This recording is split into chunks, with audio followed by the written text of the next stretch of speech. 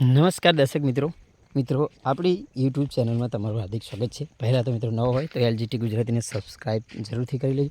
મિત્રો ખાસ આ વિડીયોમાં એક માટે બનાવ્યું છે કે મિત્રો પહેલાં તો કિંજલબેન દવે વિવાદમાં આવ્યા કે એમના મરજીથી લગ્ન કર્યા છોકરા સાથે। એક બીજી તરફ બીજા કલાકારનો પણ વિરોધ થઈ રહ્યો છે।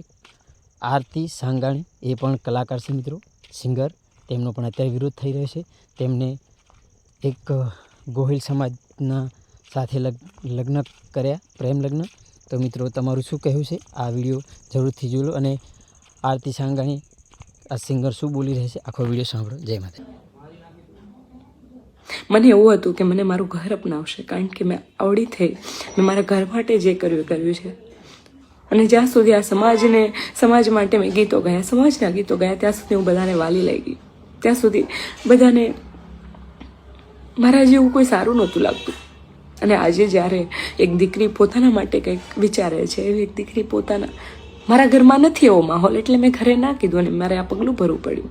પણ હા, જેટલા પણ સમજે છે એ લોકોને કહું છું કે ઘરમાં એવો માહોલ બનાવો કે દીકરી ભાગે નહીં, અને દીકરી તમને સામેથી કહી શકે કે મને પ્રેમ છે। પ્રેમ કરવો એ કંઈ ગુનો નથી। જો મારા બાપનો જીવ બળતો હોય તો હું પણ એક દીકરી છું અને મારામાં પણ જીવ છે અને મારો જીવ એ બળ્યો છે। આજે તમે આખા સમાજે થઈને મને ચર્ચાનો વિષય કરી નાખ્યો છે।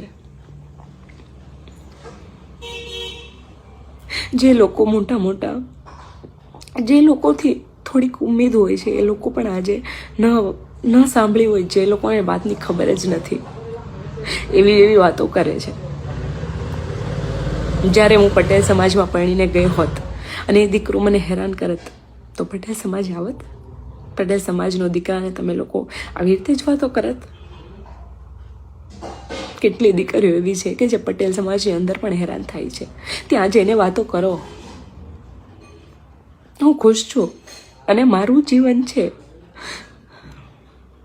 આખી દુનિયાનું નથી। હરેક વ્યક્તિનું પોતાનું જીવન હોય છે। મને તો એવું લાગે છે કે મારું જીવન લોકોનું જીવન થઈ ગયું છે હવે। આવી ઉમ્મીદો પટેલ સમાજથી નહોતી મને।